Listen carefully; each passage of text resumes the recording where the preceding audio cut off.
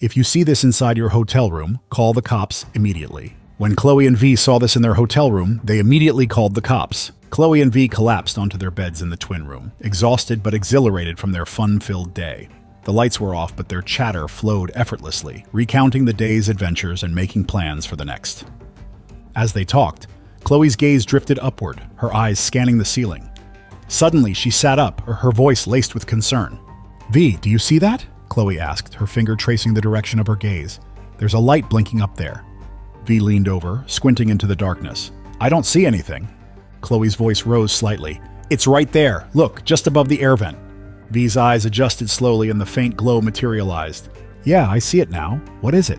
V asked, her voice tinged with intrigue. Chloe shook her head. "No idea."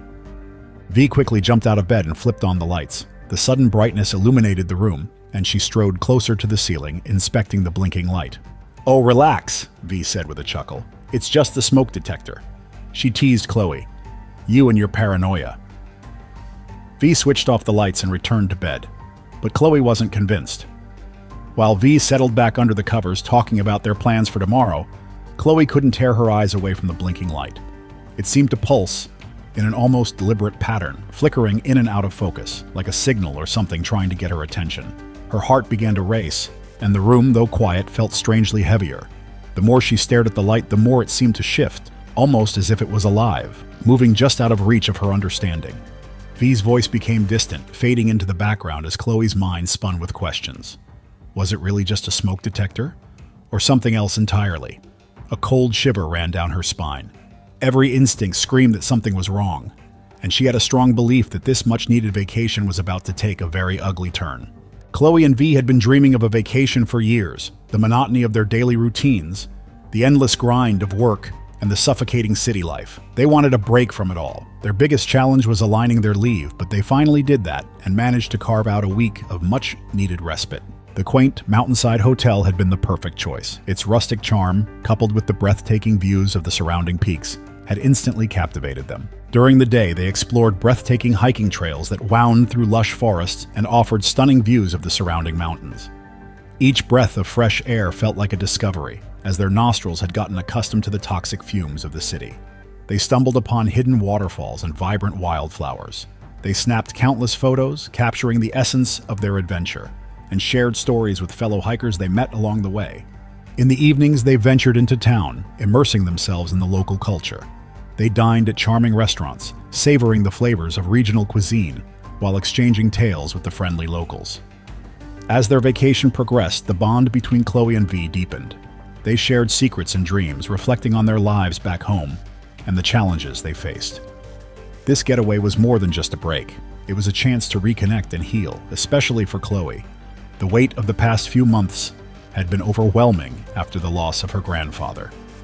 He had been a guiding light in her life, a man she was incredibly close to, and his passing had left a void that seemed impossible to fill. When her grandfather fell ill, Chloe visited the hospital every day after work.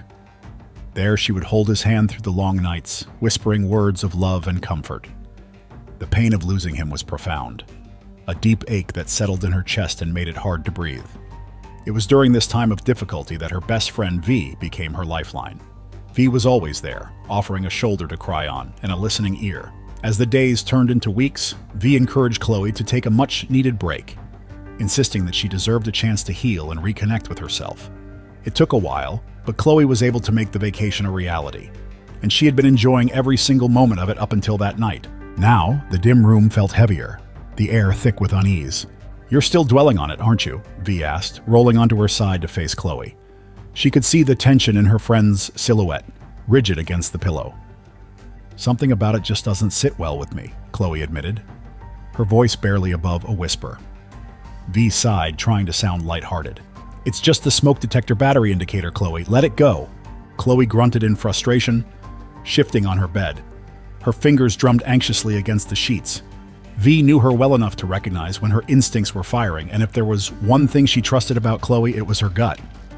Yet, as the minutes dragged on and Chloe's unease began to infect her, V found her own thoughts, circling back to that strange, blinking light. She rolled onto her back, staring up at it, the faint glow almost hypnotic. What if Chloe was right? What if it wasn't just a smoke detector? The room seemed to close in around her as her curiosity turned to dread. The blinking light felt different now, too purposeful, too unnatural. Her heart began to beat faster as she sat up, her eyes narrowing. "Okay," she muttered half to herself. "What the hell is that?" Without warning, V grabbed her phone and turned on the flashlight, aiming it at the ceiling.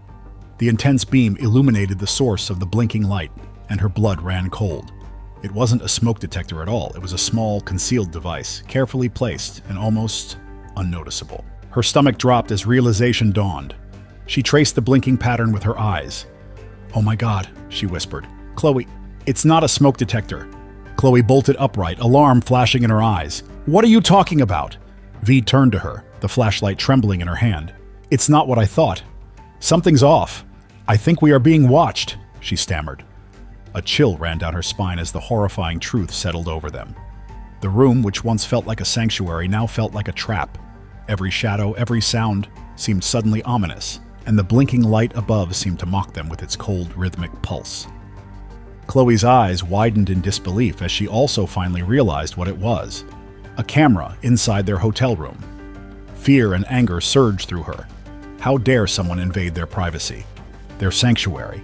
They immediately called the police, their voices trembling with fear and indignation. While they waited for the authorities to arrive, they decided to search the room more thoroughly. They found a tiny camera, hidden behind a painting on the wall, another one disguised as a smoke detector on the ceiling of the bathroom wall, and a third one concealed within a book on the bedside table. Their hearts pounded as they moved cautiously around the room, every shadow and flicker of light now a potential threat. V's hand trembled as she pulled the picture frame from the wall, revealing the sinister device within. "How could someone do this?" she whispered, her voice cracking with a mix of fear and outrage. Chloe, equally shaken, checked the clock repeatedly, hoping the police would arrive faster. Each minute felt like an hour as they sat on the edge of the bed, eyes scanning the room for any other hidden intrusions. They had been in the room for 3 days, and the thought that someone had been watching their every move terrified them.